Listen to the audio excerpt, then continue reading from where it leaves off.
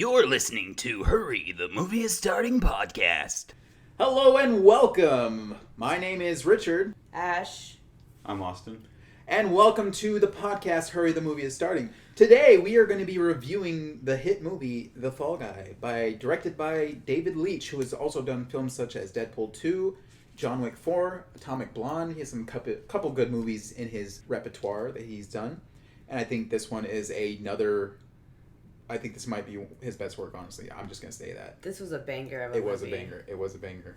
But for those of you who have not seen this movie, do not watch this podcast. We are going to spoil the hell out of this movie. So Spoiler alert. Spoiler alert. If you have not seen this movie, you can just pause now, go watch it. You know what? Pause now, get in your car, go watch it because it's worth it. Get some popcorn, maybe icy, maybe a little root beer, because you know I'm kind of a root beer kind of movie person. And just go sit down, relax. You deserve it. You deserve a day off. You deserve to see this blockbuster film, is what you deserve. And then come over here and listen to I completely forgot about that part. Yeah, then get back in your car, drive home, just bask in the greatness that you just saw. Come back and just listen to us kind of point out things that maybe you didn't notice or maybe that we can connect together on.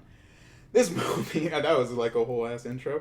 This movie is starring Ryan Gosling, Emily Blunt, Aaron Taylor Johnson, shirtless Jason Momoa. Yes. Which the trailer did a fantastic job not showing that he's going to be in this movie. It's a small little cameo, but it's fun. It's fun. And he immediately just like announces his personality right off the bat. 2 hunks, 1 movie. 3 hunks? Aaron Taylor Johnson. Okay, 3 hunks, 1 movie. His abs looked pretty good, just saying. Austin, you have anything to say about his abs? CGI? No, I'm just kidding. He got ripped for Kick-Ass. Why are we talking about his... Okay, this is a romance movie, so I guess we can add a little bit of ab talking in. This is like... It also has comedy and was sprinkled with like action. So it's something for everyone. That's what I liked.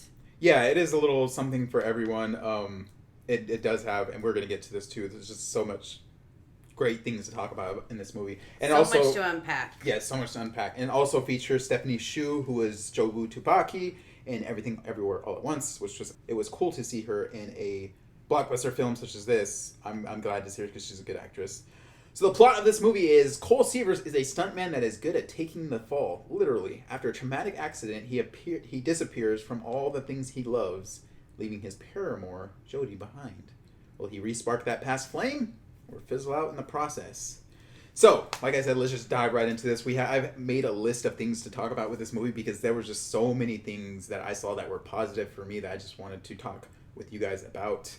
So we're just going to jump in. First thing, wow.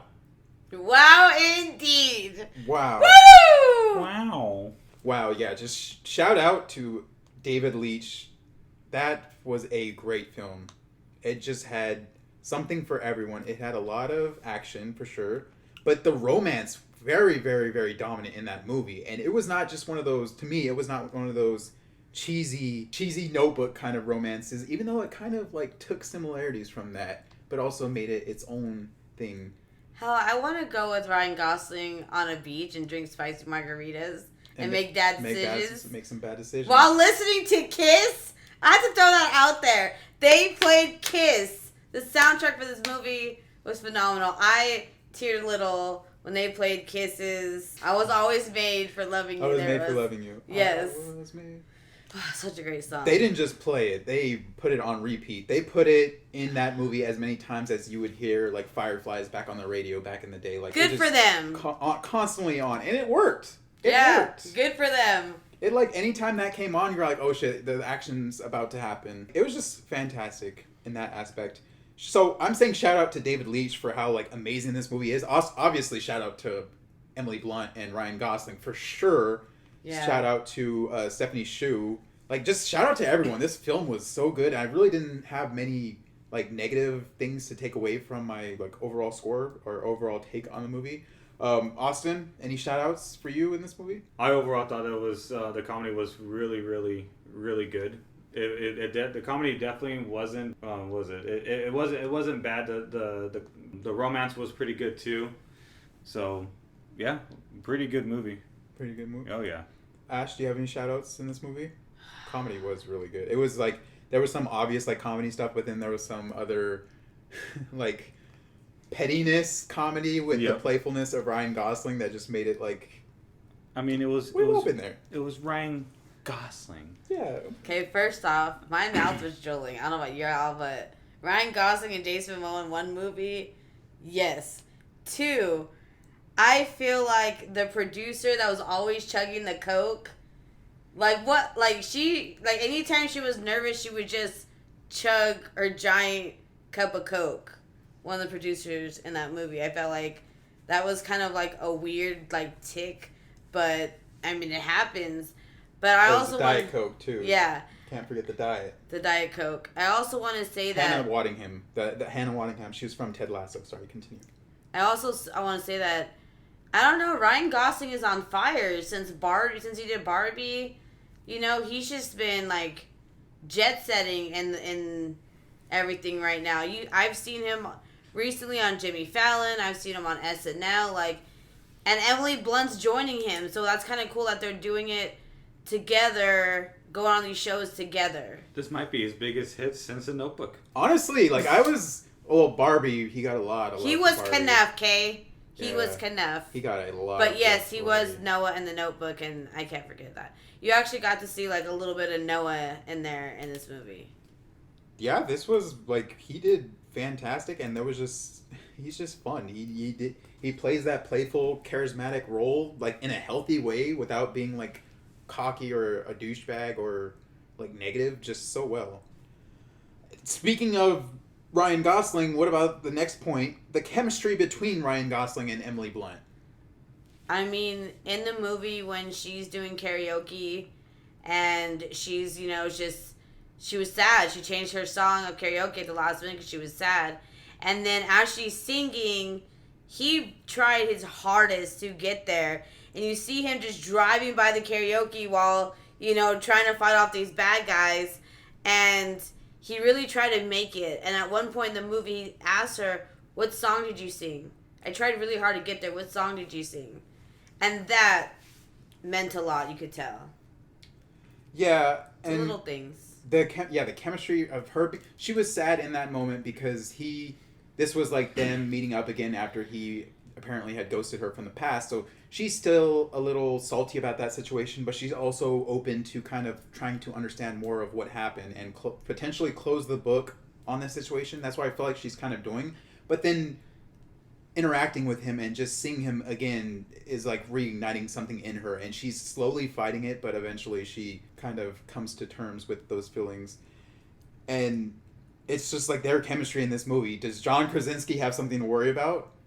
No. No. Because honestly, a lot of people don't know it because they don't like to put their relationship in the media like most celebrities do. But Ryan Gosling has been with Eva Mendes for a while now. So a lot of people don't know that they're together, but they've been together. So I feel like all the spouses I want to think in my mind that all the spouses got together before this movie, said, look, this is going to happen and this is going to happen, and everybody was okay with it. Mm-hmm. I honestly feel like they're all really good friends, so yeah, that's my opinion. They are, yeah, I can see them all just like hanging out on a Sunday and just barbecuing or having something. Probably the most famous barbecue ever. Or they all hate each other and they're just like, once they're done with the film, they're like, oh, hey, F you. Oh, you too. Have a magical day. There was also parts of comedy in that, like when he got drugged and he's trying to do the fight scene all like drugged out. Mm-hmm. Yeah, and I definitely made a point about that. We're definitely going to get into that one later about oh man, that scene was done so beautifully. Right. So beautifully. Austin, chemistry between Ryan Gosling and Emily Blunt? You can tell that they try to keep it professional as best they could, but their love was definitely it had a really, really strong connection. You can just see it in their eyes. So strong love connection, but they tried their hardest to keep it professional.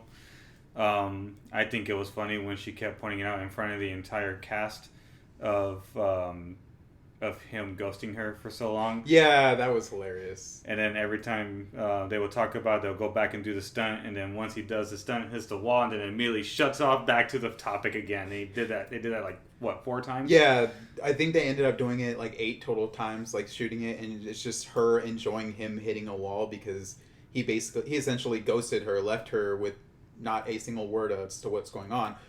He did go through a traumatic accident, so there is that going from him. But I mean, he's depressed. Communicate, yeah. Communication is key, and he did not communicate, so she feels hurt and still unheard because he was unable to communicate with her. So now she is voicing her hurt onto him in a petty way, but also like a funny way. Oh yeah, a funny way. And he, in the end, he's like, "No, I deserved it." So he's taking accountability for like the shitty thing that he did. So again, healthy. Love to see that. Maybe making him hit a rock 8 times is not the healthiest way, but it was fun. It was fun. All right, next topic. What a twist! Aaron Taylor Johnson being the villain was a huge twist for me because the trailer made it look like it was going to be one of those films where the lead character is kidnapped and someone else wants a ransom, and then Ryan Gosling gets like pulled into the mafia, like fighting against the mafia, trying to get this actor back who is just like trapped. And that's what the trailer led me to believe. And then it turns out that no, Aaron Taylor Johnson is calling the shots the whole time. And the issue with him is there was a video of him killing someone that was recorded, and he is trying to get this phone back. So he is willing to do whatever it takes to get that phone back. But it's not necessarily him. I mean, he is the one doing it, but it's Hannah Waddingham's character, the producer, that is basically calling the shots and trying to get Ryan Gosling's character to be the fall guy for this murder that occurred. So it turns out that Aaron Taylor Johnson is not the damsel in distress. He's actually the one causing the villainy in this film. What did you guys think about that? That was one hell of a twist. Yeah. That you don't really expect it yet, especially coming from the producer. The producer shocked me the most. Yeah, because she's, from the beginning, she seems like she would be like a little bossy, but she's very friendly and very, except to her, what is it, assistant? Yeah, her assistant. But other than that, she just seemed like she was not that like really mean of a boss. And it's like, oh, like she's a refreshing kind of boss. And then it turns out you see her true colors. But even after her true colors, like she points a gun at them, but you're still like, oh, like you're not that bad, right? Yeah, that was a crazy good twist. And it reminded me of Coco, where it leads you to believe that they're going after this hero character. But to be fair, Aaron Taylor Johnson isn't shown in the trailer he's shown as a hero, but once you hear him talking in this movie, it kind of feels like he's all about himself and that he will use... He's an asshole. Yeah, he is an asshole. He's a narcissistic asshole. It seems like he is someone that is willing to step on others to get to where he wants to go. But funny enough, it seems like Hannah Waddingham's character, the producer, is the same way. She's willing to like step on top of people to get to where she wants to go. So that was a cool twist to see. And that's just... I want to just say the next topic is just... fantastic trailer, because it led me to believe that this was going to be another like Taken Liam Neeson kind of film where the whole movie Ryan Gosling is just trying to go and find this person while leaving a trail of blood behind him, and it turns out to be more of a murder mystery cover-up kind of story with the lingering flame of these two lovers that she didn't want anything to do with him, but now he's growing on her, and now that he's like in danger and might actually die, she's like, oh wait, I do love you still, like come back. Like all of this happening at once was just like a nice cocktail. Yeah. Nice cocktail to drink. Next point, again, the music, we're just going to talk about it. I Was Made for Loving You. That song was just blasted throughout the movie. But as you saw in the trailer, like it made the action scenes a lot more fun. It didn't make them feel so serious. It kind of made it like it was ramping up. Like it was. Yeah. Sorry. You can't do that and not expect me to sing the song. No, it's a good one. It's a good one. Austin, what did you think about the music in this movie? I thought it was a good choice because in some points of some action parts it made it intense, and then some parts made it funny. Mm-hmm. So the song was perfect for the movie. Yep, and I already know you love that movie, and you love that they kept playing I Was Made for Loving You by Kiss over and over and over again. And when we got in the car, what did you say? You need to play Kiss, that song, now. There was, let me explain. There was a shirtless a Jason Momoa as that song was playing. It needed to happen. I can cross that off my bucket list now. Let the record show that is not something that's on my bucket list. Are you sure? Yes. Although I will say it seems like actually like authentically cool kind of dude. Next point, bro, Ryan Gosling is a superhero. This felt like similar to a Marvel movie in the aspect of we have like all these multiple tiers of things happening around each other and just the comedy, the romance, the action. Ryan Gosling just from the beginning was not fazed by any of people trying to kill him. And it was for me in the beginning, it was very weird to see because you have this guy who, yes, he's a stuntman, so he's used to dealing with these dangerous situations that nobody else is put in, that these situations where he could die at any moment. But at the same time, these aren't real situations of people chasing him with guns and trying to kill him. So it's kind of odd for me to see him in the beginning of just like willing to fight back. But it definitely is blended well throughout the movie, and he's a superhero in this movie. That's what I'm gonna say. He's a superhero. Like he is not fazed by these villains. He's charismatic and like making jokes as someone's trying to kill him. He's Andrew Garfield's Amazing Spider-Man 2. That's what I'm gonna say.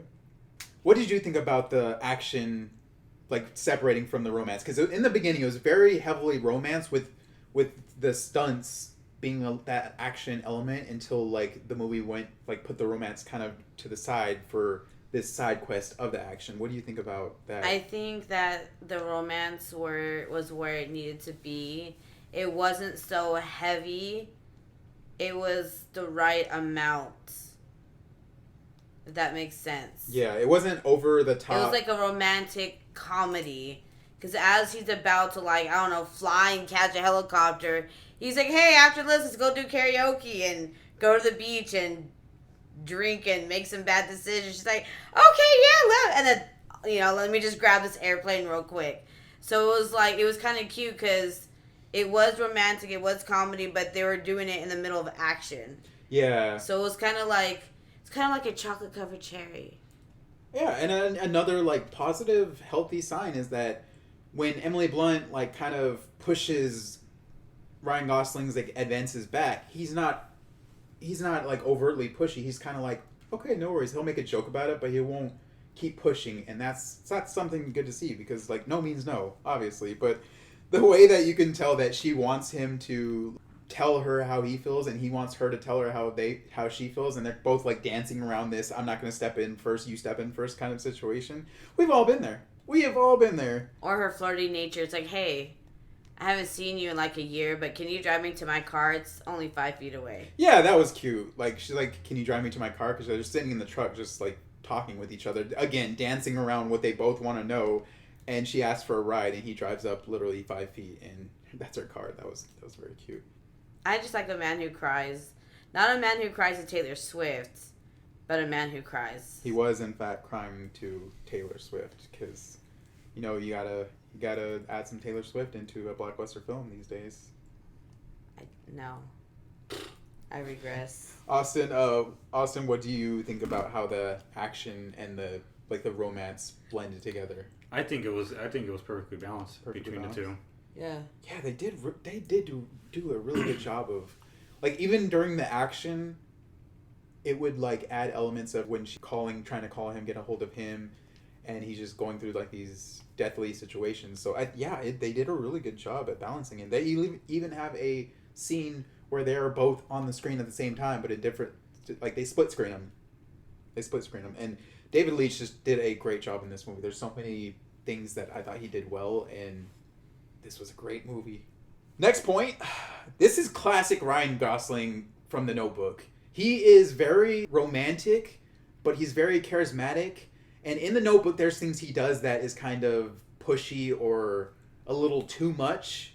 But in this movie, he's very like, she's angry at him or gets her point across and then hangs up on her. And rather than him try, oh my gosh, like I'm feeling hurt now and I'm feeling scared, I'm going to call you back. He lets her be free.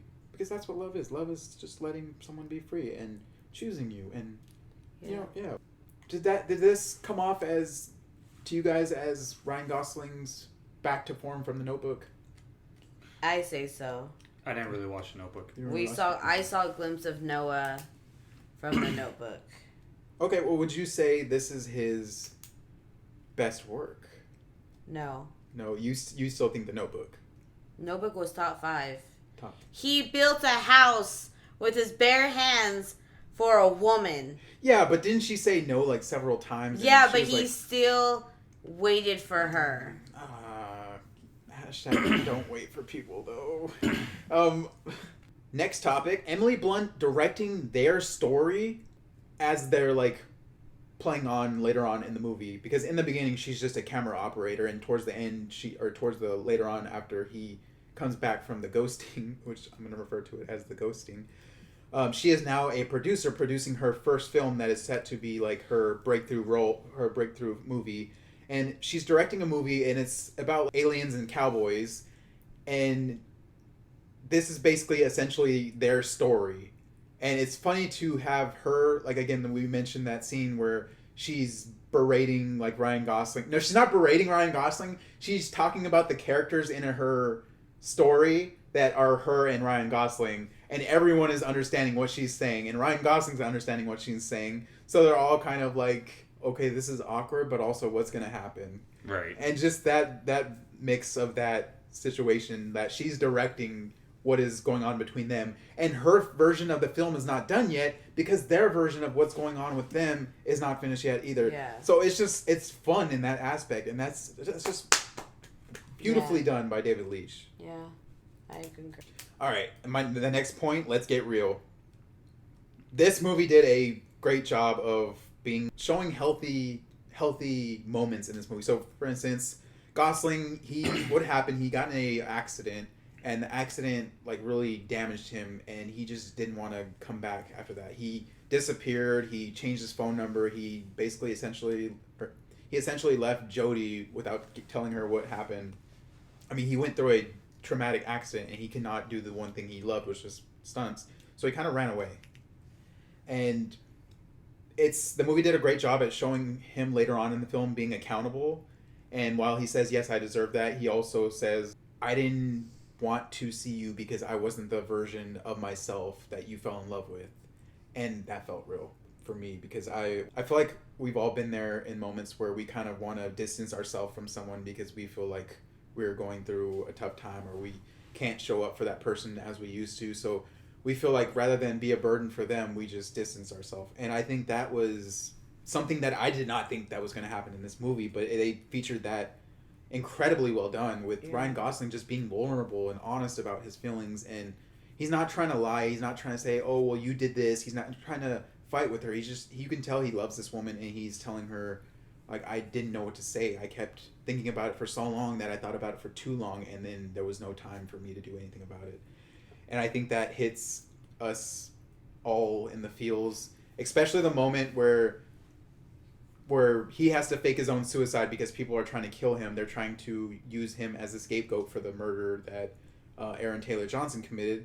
And his priority at that time, it seems like it might be a little simpish because they're not together. And I can see why it would be a little simpish, but it also hits you in the feels that he is wanted, like he's wanted dead, and he is seen as dead. Everyone thinks he is dead, and she wants him to get out of there so he doesn't actually become dead. She's thinking about him, but his priority at that time is for her to finish her blockbuster film, because this is her first film. And I don't know about y'all, but that hit me in the feels. Yeah, Yeah. I agree. Yeah. I cheered up here and there.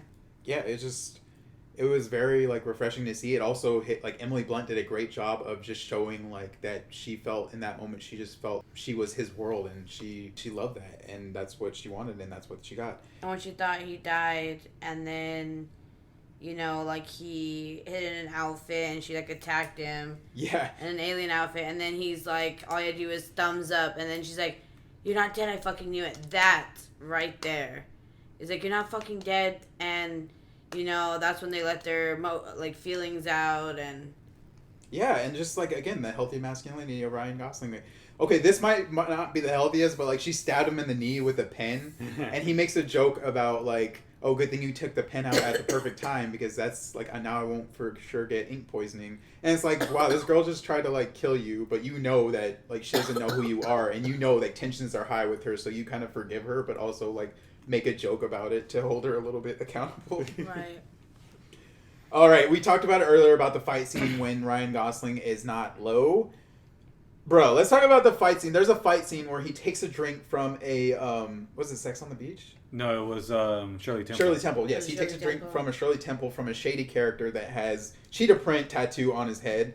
He's a drug dealer. He's a drug dealer. And at a very skeevy nightclub. Yeah, at a very skeevy nightclub. And he gets drugged and everything immediately like starts changing in colors, and Ryan Gosling gets in a fight with his henchman, and it's just beautifully shot. It is very reminiscent of Scott Pilgrim versus the World, the movie, like the fight scene specifically with the sword fight scene, I believe. Yeah. Yeah, like that, just kind of that style. Yeah, it's like his instincts went up 150%, and he was just kicking ass. Exactly. But we didn't get any coins. But we got to leave with something better. A good movie. Yeah. There you go. Yeah. And then the fact that afterwards he kept seeing a unicorn. Yes! Yes, he kept seeing a fucking unicorn everywhere. That was he asked the drug dealer when is the drug gonna wear off, and he's like, once you see a unicorn, that means it's gonna start wearing off. And the freaking running joke throughout the film is you constantly see like a unicorn just walking in the background, or like he's looking in the mirror and he's the unicorn. It's hilarious, and it's just subtle, and it's just like one of those small comedic things that he's just dealing with it. Yeah, and it's not overly done. Like, it's not end credit scene and then you just see a unicorn. I mean, that would have been funny if like end credit scene you just see a unicorn walking in the back and you're like, oh shit, like, are we still high? Not that we do that. Didn't Ryan Gosling ride like a horse though in Barbie also? A what? A horse. Yeah, he did ride a horse in. So now we have like, horse in Barbie and a unicorn in this film. It's safe to say I think Ryan Gosling is a pet lover. Yeah, I mean, he just seems like a lovable kind of guy. Just a lovable kind of guy. Again, he's Ryan Gosling. Ryan Gosling. He is Knuff. All right, so let's get back to last week's episode. Last week's episode, we created a line, remember, from Rotten Tomatoes that we projected, was this movie going to surpass 165.5 overall total Rotten Tomatoes score? Or was it going to go under? We all said over easily. But our projected scores, Ash, you said 180.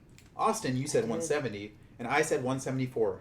Now, after looking today at what this movie was rated on Rotten Tomatoes, the audience score, I'm just learning today that this score can constantly change. So I'm going to have to do like a specific time every week to check the score so we can get a constant, like, healthy number. So the overall tomato score of this movie was 82%, and the overall audience score was 87%, bringing this movie total to 169. And that means Austin wins with the prediction of 170. So he missed it by 1 point. That's really good. It'll go up. That's really good. It'll go up. Yeah, it's definitely going to go up. I think this one might end like around what Ash said, so I don't know how. I mean, I just got to keep it at the point right here, though. So the new rankings after this is our second movie that we've done this with. Ash and Austin are both tied in first place for 1 point each, and I am currently in last with 0 points. I'm hoping to come back. You're going down, Austin. I'm hoping to. Yep. I'm over here in last place, and they're over here fighting for first. But stay tuned for our next episode, which is going to be the film If. We're going to pregame that movie. Very excited for that one. So excited. I feel like we've all been looking forward to that movie. And it's going to be like the greatest cast of all time, supposedly. Greatest cast of all time, directed by John Krasinski and Ryan Reynolds? I know he's acting in it. Yeah, Steve Carell's also in it. Well, I don't know if he's like the producer of it or not, but I know he's the main character of the film. Yeah, definitely. So yeah, it's going to be fun to see that, and we already have seen some of the advertising for it. It's not getting as much hype as Deadpool Wolverine, but I think the advertising for this movie, just Ryan Reynolds is like elite.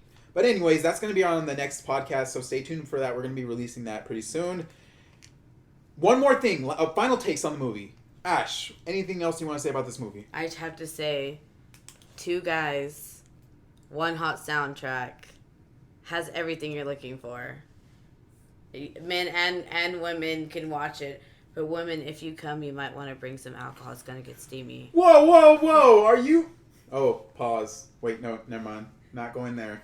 Did not think of any other... That's what she said. Ladies, after this movie, you're gonna need a cigarette if you smoke. Okay, 7. We're talking about 7 from Friends. 7. Austin, final thoughts on the movie? I recommend go and watch it. The romance and the action and the comedy were all the perfect mix all together into one. And Ryan Gosling and Emily Blunt did a fantastic job. So definitely worth watching. I 100% agree with both of you guys that this is just a great movie and I recommend it. I recommend people to go watch this movie. I think it's fantastic. I think it's fun for everyone. It's romantic, it's action, it's comedy, but it's not like it's romance that I think kids would be able to see because there's nothing like crazy going on or crazy like inappropriate. I also want to just point out that in the beginning of the film you kind of felt like he was called the fall guy in a negative way. And even like Aaron Taylor Johnson, after he finds out, like after he catches Ryan Gosling and tries to frame him for the murder, mentions that, oh, you're my fall guy. So it's always this negative term throughout the whole movie. There's even like a guy that's like, oh, don't drive it like all the other stunt drivers. Like there's a negative connotation to this guy. And David Leitch was actually a stunt guy as he was coming up too. So it's kind of you kind of have his feelings. This was like a love letter to stunt guys. Yes. They say it right before the movie starts that David Leitch and Ryan Gosling are sitting in director's chairs and they're talking to the camera like, look, before we start this movie, you know, like a lot of people don't know that I was a stuntman and now I am doing this for a living. And this is my personal love letter to all the stuntsmen that I know because they really don't get a whole lot of credit. Yeah, and you kind of get that feeling that he felt like sometimes he was an outcast. Like he did all this amazing work, and he was always just the one that you're supposed to take that pain. That's okay. You're fine. Like you're not gonna win any Oscars. You're not gonna do any of this. You're not gonna do that. So it kind of felt like him being called the fall guy was a negative connotation in the beginning of the film, and in the middle because he takes the fall. Yeah. Yeah, because he's always taking the fall, and in the end, he literally names his new company like Fall Guy Stunts. So it's like he's embraced this negative connotation and has turned it into a positive meaning for him and his new love. And that's my final take on the movie. Guys, go watch it. Yeah. Come back for the next episode. We're going to be pre-gaming If. And as always, hurry! The movie's starting. And thanks for listening.